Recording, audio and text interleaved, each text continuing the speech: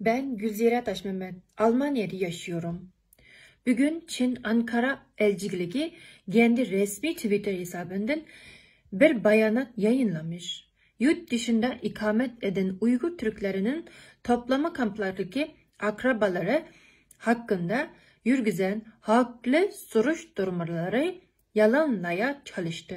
Ve beni de misal olarak göstererek kız kardeşim Gülgine Taşmehmet'in Çin'de eğitim merkezinde İngilizce öğretmen olarak çalıştığını ve benim de yalan propaganda yaptığının altını çizdi.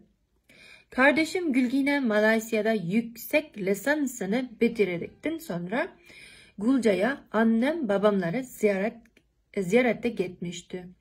Ve 2018 Şubat Malasya'da doktorantlarını yapması için Malasya'ya dönmesi gerekiyordu. Ama kardeşim Gulca'ya dönükten sonra ben kardeşimle 2021 Mayıs'ta kadar hiçbir irtibat kuramadım. Görüşmem, sesini duyamam mümkün olmadı. Ve bu yüzden çeşitli sosyal medya üzerinden kardeşimin bulunması için bütün dünyaya müracaat ettim.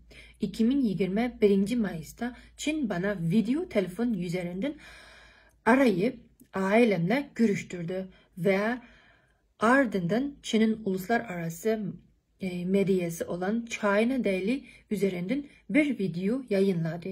Kız kardeşimin serbest olduğunu ve öğretmen olarak çalıştığını duyurdu. Çin, şimdi sana sesliyorum. Eğer dediklerin doğru olsa ben hangi sebeple 2 seneden fazla kız kardeşimle bağlantı kuramadım? Kardeşim hangi gerekçeyle Malasya'da dönüp eğitmesini devam edemedi?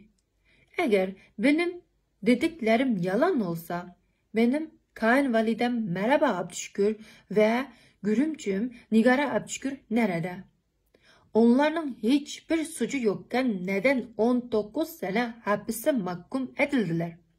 Hem de hiçbir savunma hakkı ve avukat tutma hakkını bile kullanmadı. Çin, sana diyeceğim şu: sen beni gerçekten yalanlamak istiyorsan buna ispat olarak kayınvalidem Merhaba Abdüşkür ve görümcem Nigara Abdüşkür'ün özgür olduklarını bütün dünyaya ispat et.